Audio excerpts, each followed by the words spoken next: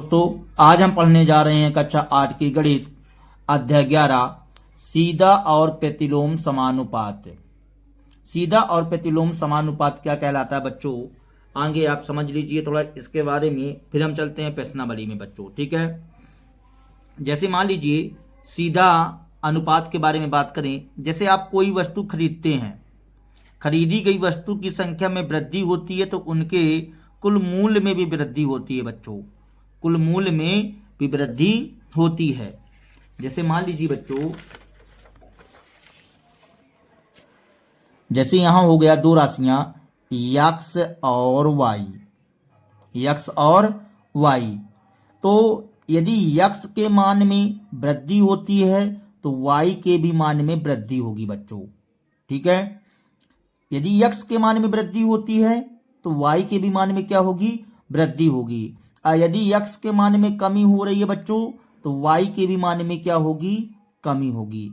जैसे हमने यहां बोला कि यदि आप वस्तुओं की संख्या को बढ़ाओगे, वस्तुओं की संख्या यदि आप बढ़ाते हो, ठीक है बच्चों, तो वस्तुओं की संख्या में वृद्धि करने पर क्या होगा बच्चों, यदि वस्तुओं की संख्या में वृद्धि करते हैं तो मूल्य में भी वृद्धि होगी, तो मूल्य में वृद्धि होगी बच्चों। यदि मान लीजिए आप कोई वस्तुएं खरीद रहे हैं और वस्तुओं की संख्या बढ़ाओगे बच्चों तो रुपया तो ज्यादा लगेगा, तो इसको हम बोलेंगे सीधा।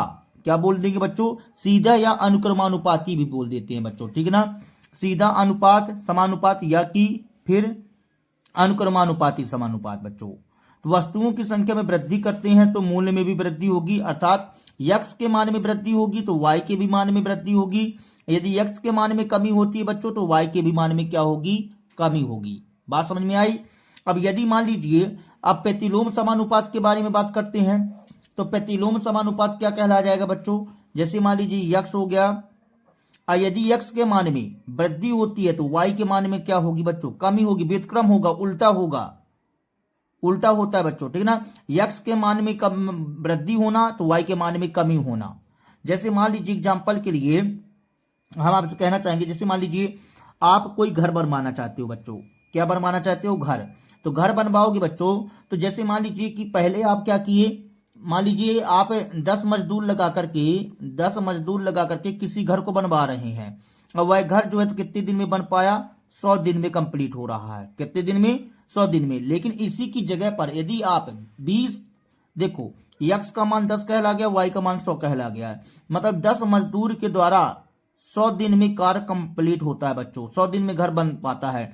लेकिन इसी की जगह यदि आप 20 मजदूर लगा दो, 20 मजदूरों की संख्या बढ़ा दिया ना बच्चों, तो मजदूरों की संख्या बढ़ाओगे तो यह कार्य जल्दी समय पर हो जाएगा।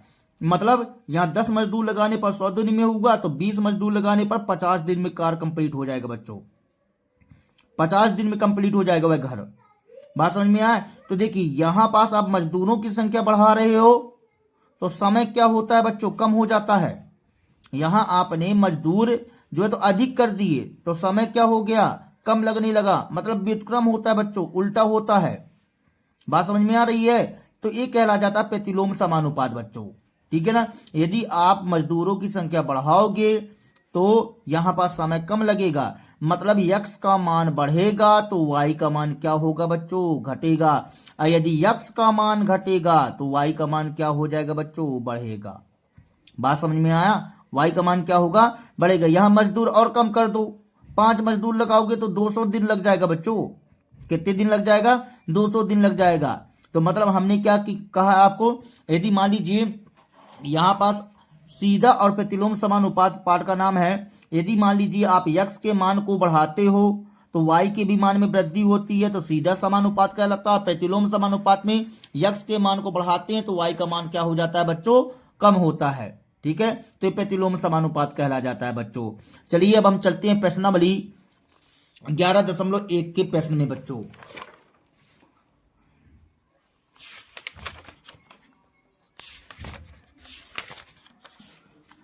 तो देखेंगे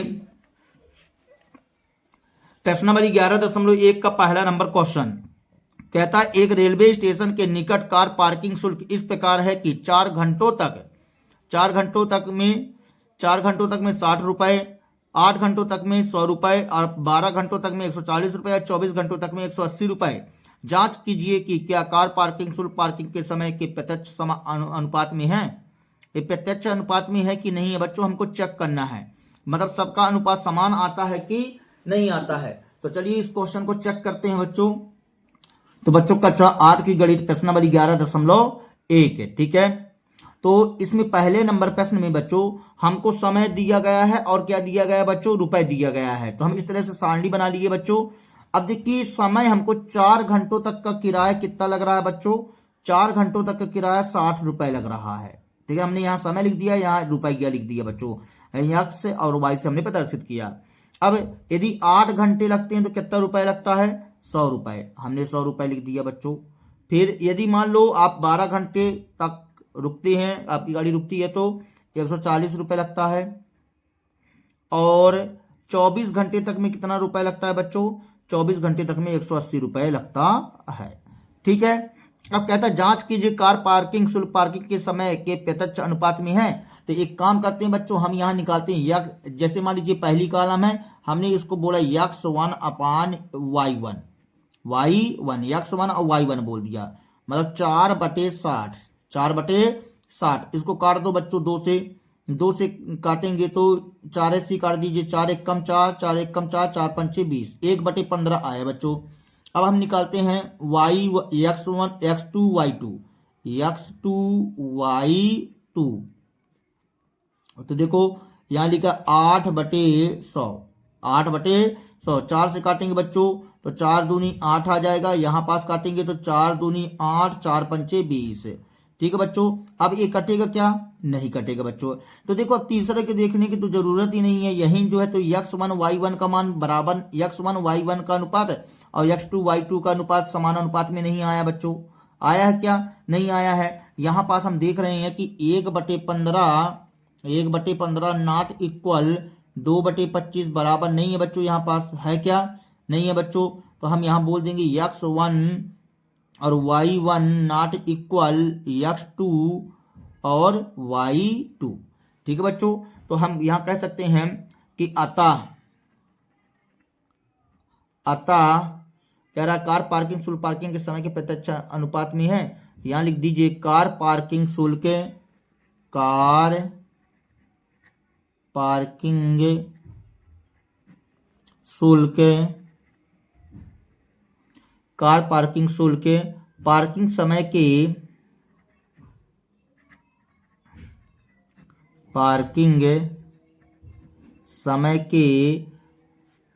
समय के प्रत्यक्ष अनुपात में नहीं है, प्रत्यक्ष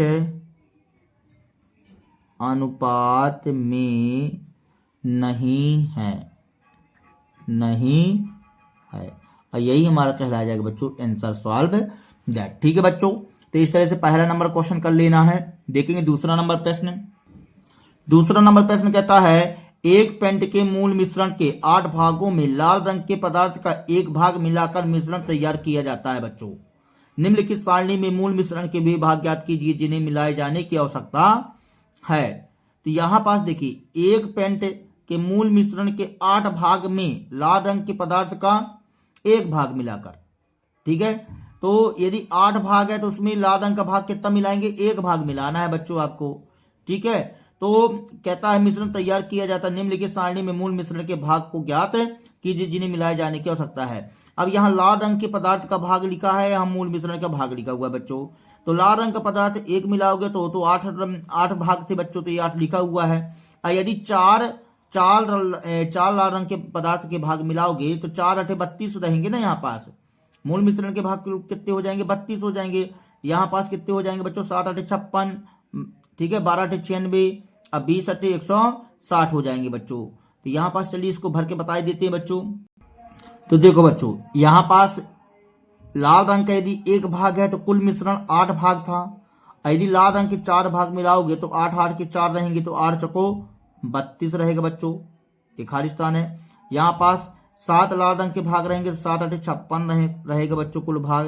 यहाँ 12 भाग लाल रंग के रहेंगे तो 12 8 96 रहेगा बच्चों। और यहाँ कितना आ जाएगा 160। ठीक है बच्चों, तो इस तरह से आपको भरना है।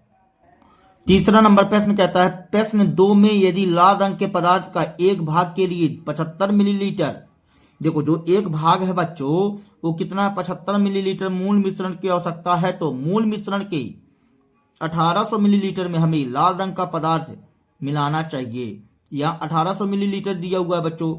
देखो बात को समझो फिर से। प्रश्न 2 में यदि लाल रंग का पदार्थ एक भाग को हम कितना बोल रहे हैं 75 मिलीलीटर, कितना बोल रहे हैं 75 मिलीलीटर मूल मिश्रण की आवश्यकता है। एक भाग के लिए 75 मिलीलीटर मूल मिश्रण, नहीं, मतलब 75 मिलीलीटर मूल मिश्रण की आवश्यकता पड़ती है। तो कहता है मूल मिश्रण के 1800 मिलीलीटर में हमें कितना लाल रंग का पदार्थ मिलाना चाहिए। तो एक भाग में 75 मिलीलीटर मूल मिश्रण बन जाता है बच्चों। एक भाग यदि आप लाल रंग का एक भाग मिलाते हो तो 75 मिलीलीटर मूल मिश्रण बन जाता है। तो कहता है 1800 मिलीलीटर के लिए कितना लाल रंग का पदार्थ मिलाना चाहिए, कितना भाग मिलाना चाहिए। तो चलो करते हैं हल बच्चों। तो तीसरा नंबर प्रश्न बच्चों, थोड़ा किताब खोल करके बैठिएगा बच्चों जिससे आप लोगों को समझ में आ सके। ठीक है, देखिए एक भाग के लिए 75 मिलीलीटर मूल मिश्रण की आवश्यकता होती है। तो हम यहाँ लिखेंगे 75 मिलीलीटर, 75 मिलीलीटर मूल मिश्रण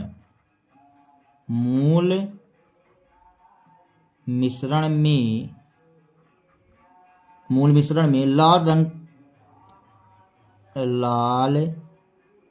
रंग का पदार्थ कितना होता है बच्चों, एक भाग, ये लिख दिए एक भाग। 75 मिलीलीटर मूल मिश्रण में लाल रंग के पदार्थ का एक भाग रहता है। यदि हम 1 मिलीलीटर का निकालें बच्चों तो 1 मिलीलीटर मूल मिश्रण में लाल रंग का पदार्थ कितना रहेगा बच्चों 1/75। ठीक है, इसको हमने बटे में भेज दिया 1/75। देखिए 75 मिलीलीटर मूल मिश्रण में लाल रंग का पदार्थ एक भाग है। जब इसको कम करोगे तो इसका भाग भी कम हो जाएगा ना बच्चों, इसलिए बटे कर दिए। ठीक है, अब यहाँ से थोड़ा दिमाग लगाइए। 1 मिलीलीटर का निकाल दिया बच्चों। अब तुम चाहे जितने मिलीलीटर का निकाल लो, तो आपको निकालना 1800 मिलीलीटर का। तो 1800 मिलीलीटर मूल मिश्रण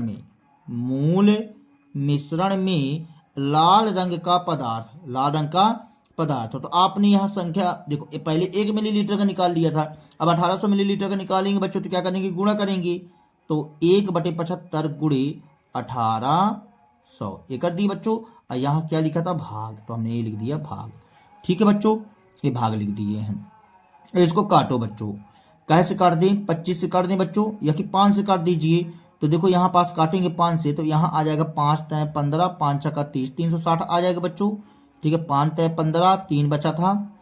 ठीक है, और 5 छक्का 3 बचा था बच्चों। तो 5 छक्का 30, 5 शून्य 0, 5 से काटेंगे तो कितना आ जाएगा 5 एकम 5, 2 बचा 5 25। यहाँ से आया 360/15। ठीक है, ये आ गया भाग। ठीक है, अब यहाँ से 15 दूनी 30, ये 15 दूनी 30 आया बच्चों। अब 30 आया, अब कितना बचा 6, तो 15 चौको 60 है, 24 भाग आ रहा बच्चों। कितना भाग, 24 भाग। तो यहाँ पास 1800 मिलीलीटर मूल मिश्रण के लाल रंग के पदार्थ का भाग कितना रहेगा बच्चों, 24 भाग रहेगा। ठीक है, अब यहाँ पास हम लास्ट में आंसर लिख देते हैं बच्चों। अतः 1800 मिलीलीटर मूल मिश्रण में लाल रंग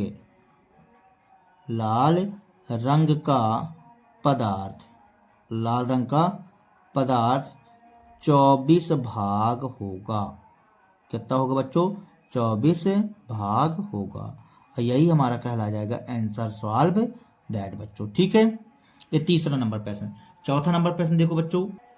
चौथा नंबर प्रश्न कहता है किसी सॉफ्ट ड्रिंक फैक्ट्री में एक मशीन 840 बोतलें 6 घंटे में भरती है। देखो एक मशीन जो है 840 बोतलें 6 घंटे में भरती है, तो वह मशीन 5 घंटे में कितनी बोतलें भरेगी।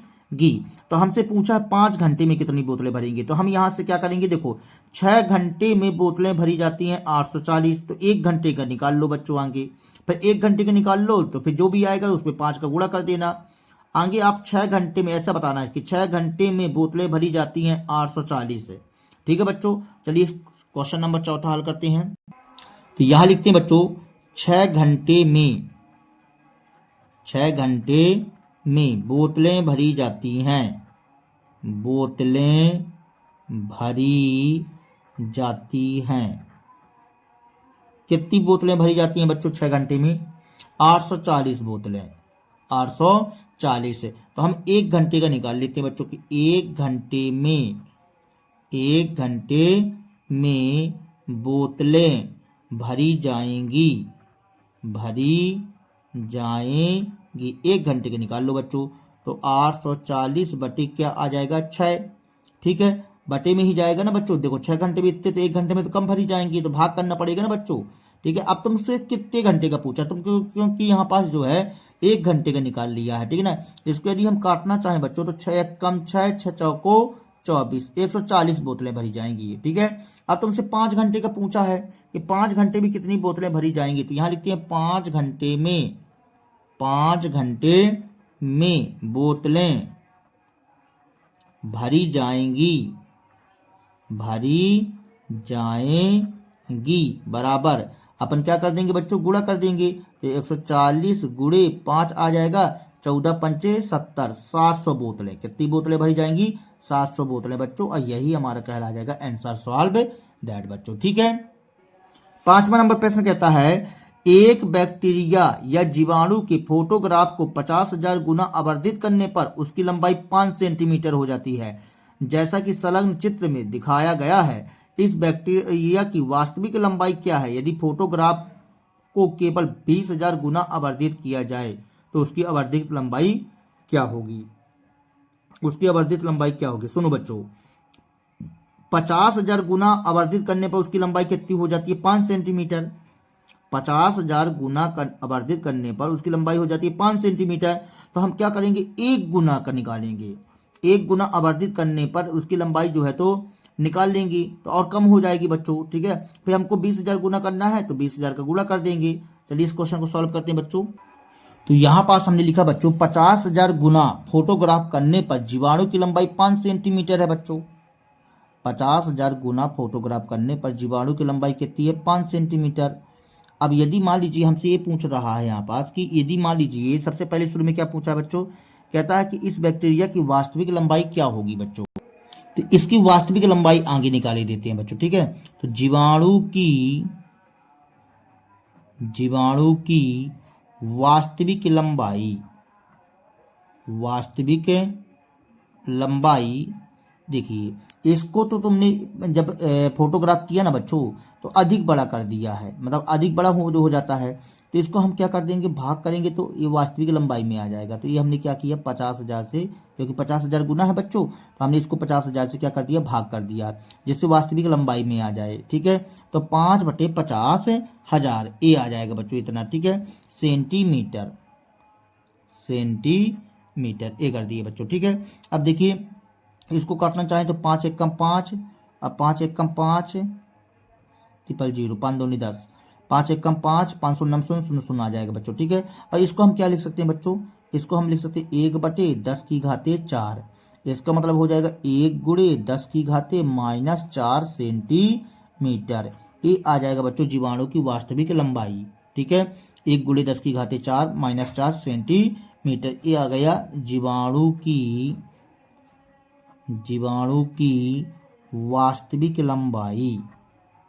वास्तविक लंबाई। ठीक है बच्चों, अब हमको निकालना क्या था ये बताइए आप।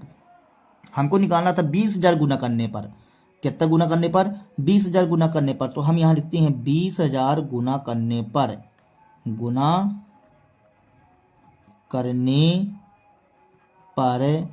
जीवाणु की लंबाई, तो जीवाणु की लंबाई कितनी हो जाएगी, तो हम अपन यहाँ से कर लेते हैं बच्चों। ठीक है, ये कि यहाँ से कर लीजिए, 1 बटे 10,000 आया था बच्चों, 1 बटे 10,000, और आप किससे गुणा करना पड़ेगा आपको 20,000 से। ठीक है, ये हमने कर दिया। यहाँ से 4 जीरो से 4 जीरो क्या हो जाएंगे बच्चों, कट जाएगा। ठीक है, तो यहाँ कितना आ जाएगा, 2 एकम 2, 2 एकम 2 सेंटीमीटर। तो हमसे क्या पूछ रहा था बच्चों, इस क्वेश्चन में कह रहा था कि उसकी आवर्धित लंबाई क्या होगी। तो यहाँ लिख देते हैं बच्चों की आवर्धित लंबाई, आवर्धित लंबाई, आवर्धित लंबाई बराबर 2 सेंटीमीटर। और यही हमारा कहला जाएगा आंसर सॉल्व दैट। ठीक है बच्चों, तो 5वां नंबर क्वेश्चन कंप्लीट। 6वां नंबर देखिए, 6वां नंबर प्रश्न कहता है एक जहाज के मॉडल में उसका मस्तूल 9 सेंटीमीटर ऊंचा है जबकि वास्तविक जहाज का मस्तूल 12 मीटर ऊंचा है। यदि जहाज की लंबाई 28 मीटर है तो उसके मॉडल की लंबाई कितनी होगी, कितनी है।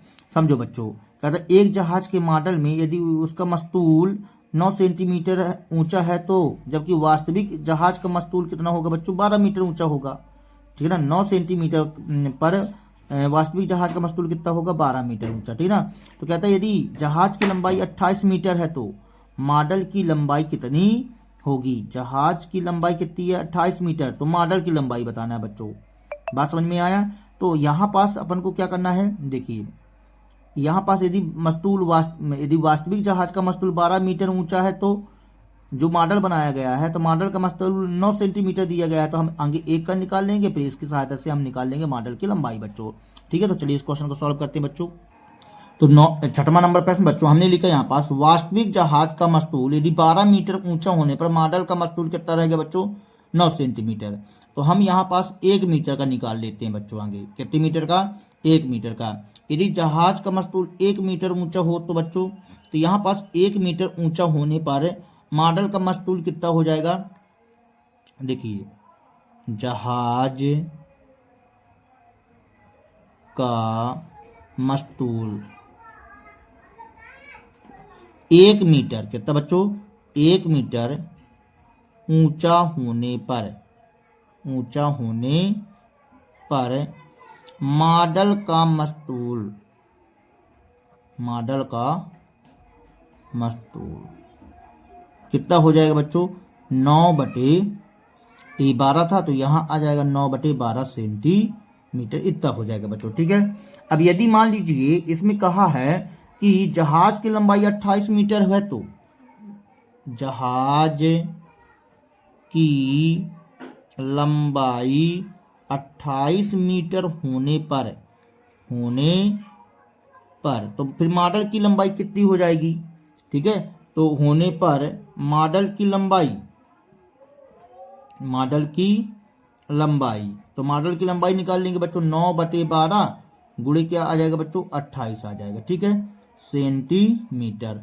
अब यहाँ से 2 से काटेंगे बच्चों तो 2 छक्का 12, यहाँ 14 दून 28 आ जाएगा। 2 से और काट दो बच्चों, 2 3 6 और 2 सत्ते 14, तो 3 एकम 3, 3 तिकाई 9, इतना आएगा बच्चों। तो यहाँ से 3 गुणे 7 बनेगा बच्चों, 3 सत्ते 21 सेंटीमीटर, 21 सेंटीमीटर। इस प्रकार से बच्चों तो मॉडल की लंबाई कुल कितनी आ जाएगी, 21 सेंटीमीटर। तो यहाँ पास हम लिख देते हैं बच्चों कि जहाज के मॉडल की लंबाई 21 सेंटीमीटर है। तो यहाँ पास लिख दो बच्चों, अतः जहाज के मॉडल की लंबाई, मॉडल की लंबाई बराबर 21 सेंटीमीटर। ठीक है बच्चों, और यही हमारा कहला जाएगा आंसर सॉल्व दैट बच्चों। ठीक है, 6वां के बाद 7वां नंबर प्रश्न देखिए बच्चों। 7वां नंबर प्रश्न कहता है बच्चों मान लीजिए 2 किलोग्राम चीनी में 9 × 10⁻6 क्रिस्टल है तो निम्नलिखित चीनी में कितनी चीनी के क्रिस्टल होंगे। देखो 2 किलोग्राम चीनी में इतना क्रिस्टल है बच्चों, तो 5 किलोग्राम चीनी में कितना क्रिस्टल होगा। तो आगे हम क्या करेंगे, 1 किलोग्राम का निकाल लो, 1 किलोग्राम का निकालने के बाद अच्छा जितने किलोग्राम का निकाल लो तो 5 किलोग्राम का निकालना है तो 5 का गुणा कर देना बच्चों। फिर 1.2 किलोग्राम का पूछा है तो 1.2 का गुणा कर देंगे बच्चों। चलिए 7वां नंबर क्वेश्चन सॉल्व करते हैं बच्चों। तो 7वां नंबर प्रश्न बच्चों यहाँ लिखते हैं 2 किलोग्राम चीनी में क्रिस्टल लगता है। ठीक है, तो 2 किलोग्राम चीनी में, 2 किलोग्राम चीनी में क्रिस्टल है या क्रिस्टल लगता है, चीनी क्रिस्टल होंगे, क्रिस्टल है, क्रिस्टल है। कितना क्रिस्टल है बच्चों? 9 गुणे 10 की घाते 6। ठीक है बच्चों, कितना क्रिस्टल है। तो हम यहाँ पास क्या करते हैं बच्चों, देखिए हमको आगे 1 किलोग्राम का निकाल लो बच्चों आप। तो 1 किलोग्राम चीनी में क्रिस्टल होगा, तो कम होगा ना बच्चों, 1 किलोग्राम में तो क्रिस्टल होगा, तो कम होगा मतलब भाग करना पड़ेगा। तो 9 गुणे 10 की घाते 6 बटे क्या आ जाएगा, 2 आ जाएगा, रहने दो इतना ही। ठीक है बच्चों, आपसे पहले नंबर में क्या पूछा, 5 किलोग्राम का। तो 5 किलोग्राम चीनी में क्रिस्टल होगा। तो क्रिस्टल होगा बच्चों, तो हम क्या करेंगे, 5 का गुणा कर देंगे। तो 9 गुणे 10 की घाते 6 बटे 2, और गुणे क्या कर देंगे बच्चों, 5 कर देंगे। ठीक है, तो यहाँ से बन जाएगा, देखिए 9 पन्ना 45 गुणे 10 की घाते 6 बटे 2। आप यहाँ 2 का भाग कर दो बच्चों, तो 2 का भाग कर देंगे तो यहाँ पास कितना आ जाएगा बच्चों, 2 दूनी 4, 2 दूनी 4, 2 पंचे 10, मतलब 22.5 गुणे 10 की घाते 6 आ जाएगा बच्चों, 10 की घाते 6 आ जाएगा। ठीक है, अब हम यहाँ क्या करते हैं बच्चों, देखिए इस दशमलव को एक अंक खिसकाते हैं तो 2.25 आ जाएगा, और 1 10 क्या हो जाएगा बच्चों, बढ़ जाएगा, क्योंकि हमने 1 दशमलव खिसका दिया तो 1 10 से गुणा करना पड़ेगा, 10 की घाते 6। अब यहाँ से ये बताइए 2.25 गुणे यहाँ 1 लिखा होगा। ठीक है बच्चों, कुछ नहीं है तो 1 है, तो आधार समान होने पर घातों को जोड़ दिया जाता तो 6 1 कितना हो जाएगा, 7, तो 10 की घाते 7 आ जाएगा। मतलब 5 किलोग्राम चीनी में क्रिस्टल कितना होगा बच्चों, 2.25 गुणे 10 की घाते 7 होगा। ठीक है बच्चों, तो इतना क्रिस्टल होगा। ये किस में आ गया, 5 किलोग्राम चीनी में बच्चों, हाँ 5 किलोग्राम चीनी में। तो ये पहला नंबर आ चुका है बच्चों, तो ये पहला नंबर आंसर सॉल्व दैट हो गया। ठीक है, अब दूसरा नंबर हमसे क्या पूछा, कितने में हमसे पूछा है बच्चों, दूसरे नंबर में 1.2 1.2 किलोग्राम चीनी में क्रिस्टल होगा।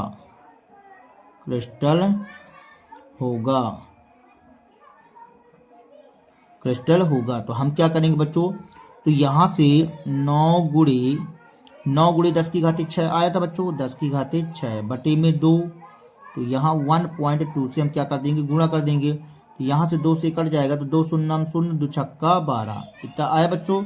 ठीक है, तो यहाँ से आ जाएगा 9 गुणे 9 का गुणा इससे कर दो बच्चों, तो 9 छक्का 54 हो जाएगा, 9 छक्का 54, तो 5.4 गुणे 10 की घाते 6, तो इतना आ जाएगा बच्चों। मतलब 5.4 गुणे 10 की घाते 6, मतलब इतना क्रिस्टल होगा कितने में बच्चों, 1.2 में बच्चों। तो यहाँ पास आंसर लिख दीजिए बच्चों, अतः 1.2 केजी चीनी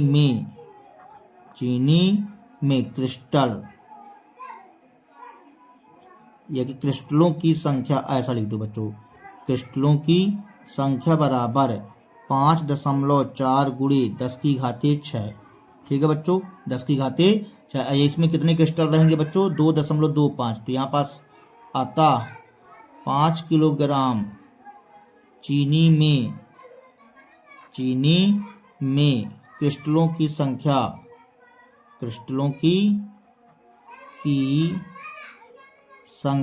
कितनी बनेगी बच्चों, 2.25 गुणे 10 की घाते 7। ठीक है बच्चों, तो इस तरह से बच्चों यही हमारा कहला जाएगा आंसर सॉल्व दैट। 8वां नंबर प्रश्न देखो बच्चों, 8वें नंबर प्रश्न में कहता है, रश्मि के पास एक सड़क का मानचित्र है जिसके पैमाने में 1 सेंटीमीटर की दूरी 18 किलोमीटर निरूपित करती है। वह उस सड़क पर गाड़ी से 72 किलोमीटर की दूरी तय करती है, तो उसके द्वारा तय की गई दूरी मानचित्र में क्या होगी।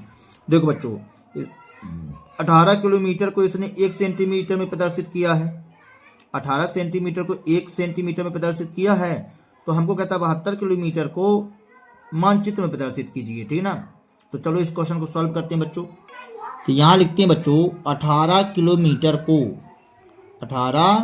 किलोमीटर को मानचित्र में निरूपित करती है। करती है। मानचित्र में कितना निरूपित करती है? 1 सेंटीमीटर। ठीक है बच्चों, तो 1 किलोमीटर का निकाल लो।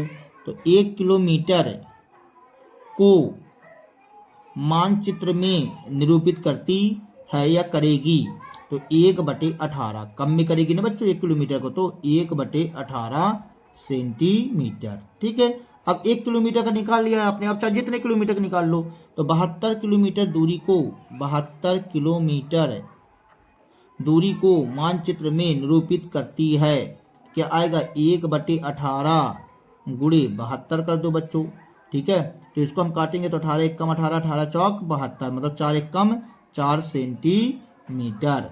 4 सेंटीमीटर आएगा बच्चों। तो यहाँ पास लिख दीजिए, अतः 72 किलोमीटर को 72 किलोमीटर को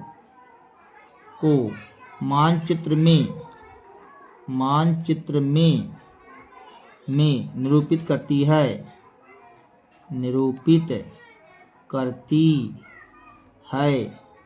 बराबर 4 सेंटीमीटर। 4 सेंटीमीटर। ठीक है बेटा, तो 72 किलोमीटर को मानचित्र में निरूपित करती है 4 सेंटीमीटर में। 4 सेंटीमीटर में, यही हमारा कहला जाएगा आंसर सॉल्व दैट। 9वां नंबर प्रश्न देखो बच्चों।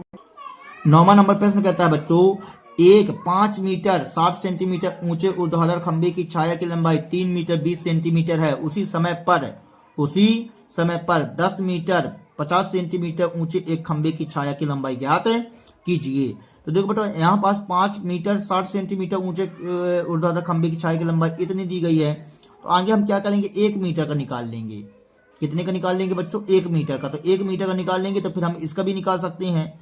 ठीक है, फिर दूसरे में पूछता उस खंभे की ऊंचाई जिसकी छाया की लंबाई 5 मीटर है। तो हम यहाँ से लिखते हुए यहाँ साइड को 50 से करेंगे और इसको भी निकाल लेंगे बच्चों। ठीक है, तो चलिए 9वां नंबर प्रश्न हल करते हैं। तो 9वें नंबर प्रश्न में लिखा हुआ है बेटा 5 मीटर 60 सेंटीमीटर। तो 5 मीटर 60 सेंटीमीटर को हम क्या लिख सकते हैं? 5.60 मीटर लिख सकते हैं बच्चों। 5 मीटर 60 सेंटीमीटर को हम क्या लिख सकते हैं? 5.60 लिख सकते हैं। ठीक है बच्चों, तो हमने इतना लिख दिया। मीटर ऊंचे ऊर्ध्वाधर खंभे की छाया की लंबाई, यहाँ लिखते खंभे की छाया की लंबाई, ऊंचे, यहाँ लिखो ऊंचे खंभे छाया की लंबाई, खंभे छाया की लंबाई कितनी है बच्चों? 3 मीटर 20 सेंटीमीटर। तो हम यहाँ लिख सकते हैं 3.20 मीटर। इतना लिख दिया बच्चों। तो हम यहाँ 1 मीटर का निकाल लेते हैं। 1 मीटर ऊंचे खंभे के छाया की लंबाई यहाँ के लिख दो की लंबाई बराबर 3.20 बटे क्या हो जाएगा बच्चों? 5.60 इतना आ जाएगा मीटर तो मीटर। ठीक है, अब तुमको 1 मीटर का तुमने निकाल लिया। 1 मीटर ऊंचे खंभे की छाया की लंबाई इतना निकाल लिया। तुमको कितने का निकालना था बच्चों? पहला नंबर में बताओ जरा। पहले नंबर के लिए 10 मीटर 50 सेंटीमीटर ऊंचे एक खंभे की छाया की लंबाई ज्ञात कीजिए। तो 10 मीटर 50 सेंटीमीटर का ना, तो 10.50 मीटर ऊंचे खंभे की छाया की लंबाई, तो इसमें हम क्या कर देंगे बच्चों? इसका गुणा कर दो।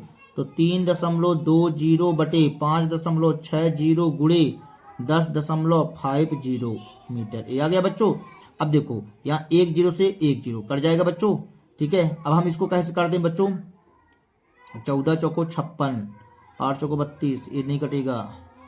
तो एक काम करते हैं बच्चों, इसको हम काटने का प्रयास करते हैं। कैसे काट दें? 4 से काटें बच्चों। तो 4 से काटेंगे। सबसे पहले काम ये करो, आप सबका दशमलव हटा दो बच्चों। देखो इसका 32 बनेगा, इसका 32 बनेगा बच्चों। इसका दशमलव हटाएंगे तो ये 10 आ जाएगा। ठीक है, और 56 का दशमलव हटाएंगे तो ऊपर 10 चला जाएगा। और ये 10.50 है ना बच्चों, 10.50। तो इसको हमने क्या किया? इसका भी दशमलव हटाया तो यहाँ 100 आ जाएगा। ठीक है, 10 से 10 उड़ गया बच्चों, 1 0 से 1 0 कट गया। अब काटो बच्चों, 4 8 32, 4 से इसको काटो, 4 1 कम 4, 4 चौको 16। ठीक है बच्चों, और क्या कट जाएगा? और कटेगा बच्चों, 2 से काटो, 2 चौको 8 दो सत्ते 14, 7 से इसको काटो, 7 एकम 7, 7 पना 35, और क्या कटेगा बच्चों, 4 गुणे 15 बचा, और बटे में क्या बचा, 10 बचा बच्चों, कट जाता ये भी। 2 से काटेंगे, दो चौको दो दूनी 4, दो पंचे 10, अब 5 एकम 5, 5 तय 15, 2 गुणे 3 आया बच्चों। 2 गुणे 3 का मतलब क्या हो गया, 2 गुणे 3 का मतलब हो गया 6 मीटर। कितने मीटर बच्चों, 6 मीटर। तो यहाँ पास लिखो अतः 10.50 मीटर ऊंचे खंबे के छाया की लंबाई बराबर 6 मीटर। 6 मीटर, और यही हमारा कहला जाएगा आंसर सॉल्व दैट बच्चों। तो ये पहला नंबर था बच्चों। कौन सा नंबर था, पहला नंबर। अब दूसरा नंबर देखो, दूसरे नंबर में हमसे पूछा है कि उस खंबे की ऊंचाई ज्ञात कीजिए जिसकी छाया की लंबाई 5 मीटर है बच्चों। उल्टा पूछ रहा है इस बार, ठीक है, बात समझ में आ रही है। तो चलो करते हैं हल। तो यहाँ पास हम इसको उल्टा थोड़ा सा लिखना भी पड़ेगा ना, तब तो काम बनेगा।